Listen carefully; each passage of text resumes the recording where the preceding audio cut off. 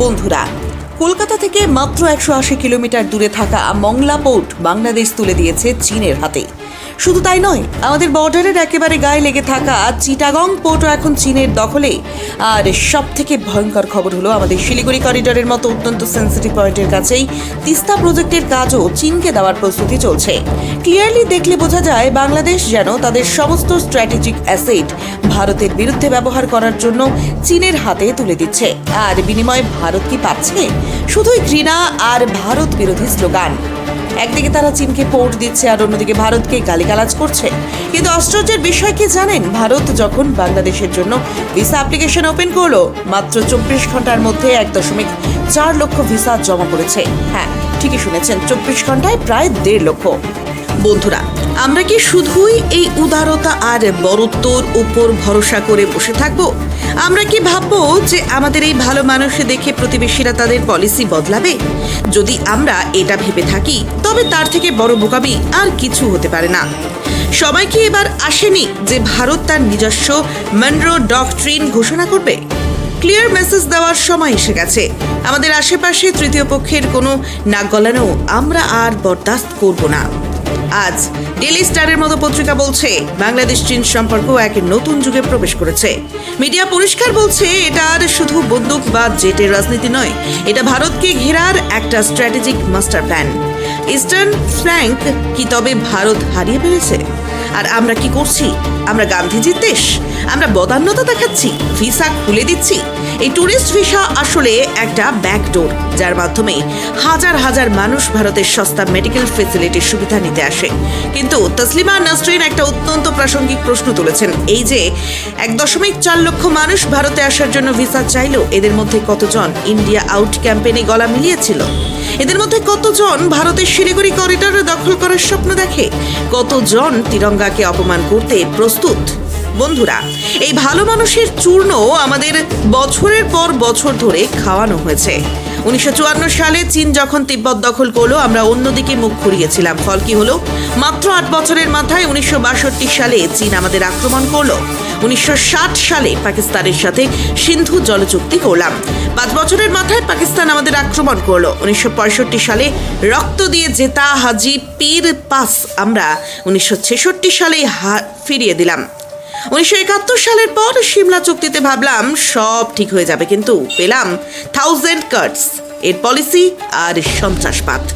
এই প্রতিবেশী দেশগুলো খুব ভালো করে বুঝে গেছে যে ভারতের সাথে কিভাবে চীনা কার্ড খেলতে হয়। এরা ভারতের থেকে সব সুযোগ সুবিধা নেবে আর আস্তে আস্তে চীনের কোলে গিয়ে বসবে। এরা বলে, আমরা স্বাধীন, আমরা সার্বভৌম, আমাদের স্ট্র্যাটেজিক অটোনমি আছে। হ্যাঁ, মানছি আপনারা স্বাধীন, কিন্তু তার মানে এই নয় যে আপনারা এমন কোনো সিদ্ধান্ত নেবেন যা আপনাদের প্রতিবেশীর জন্য সিকিউরিটি থ্রেট তৈরি করবে। চীন ক্রমাগত স্ট্রিং অফ পার্লস বা মুক্তোর মালার মতো একটা নেটওয়ার্ক তৈরি করছে। মায়ানমার, বাংলাদেশ, শ্রীলঙ্কা, মালদ্বীপ হয়ে পাকিস্তান পর্যন্ত ভারতকে একটা বক্সের মধ্যে আটকে ফেলার ছক করছে তারা। এই তথাকথিত সিভিলিয়ান ইনফ্রাস্ট্রাকচারগুলো আসলে ডুয়াল পারপাস মিলিটারি বেস।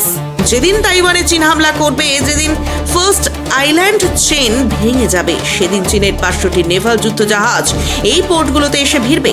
তখন এই সিভিলিয়ান পোর্টগুলো মিলিটারি পোর্টে পরিণত হতে 1 সেকেন্ডও সময় লাগবে না। বন্ধুরা, আন্তর্জাতিক রাজনীতিতে ভালো মানুষই বা মোরাল হাই গ্রাউন্ডের কোনো দাম নেই। ইন্টারন্যাশনাল রিলেশনের একটাই গ্রামার, আর তা হলো হার্ড পাওয়ার। আমেরিকা তাদের মনরো ডকট্রিন তৈরি করছিল, আজ চীন সেটা কপি করছে। ভারতেরও এবার নিজস্ব রেড লাইন ড্র করার সময় এসে চলেছে। আমাদের স্পষ্ট করে দিতে হবে, আমাদের আশপাশে কোনো চীনা বা আমেরিকান ডুয়াল ইউজ পোর্ট বা এয়ারফিল্ড আমরা মেনে নেব না। আমাদের ইকোনমিক স্টেট ক্রাফট ব্যবহার করতে হবে। যারা আমাদের সাথে থাকবে তাদের প্রেফারেন্সিয়াল ট্রেড এগ্রিমেন্ট দেওয়া হবে, আর যারা চীনের দালালি করবে তাদের জন্য ডিপ্লোম্যাটিক আইসোলেশন, ইন্টেলিজেন্স অপারেশন বা ইকোনমিক বয়কটের রাস্তা খোলা থাকবে। আজকের ভারত কিন্তু আগের ভারত নেই। আজ আমাদের ডিফেন্স বাজেট $90 বিলিয়ন।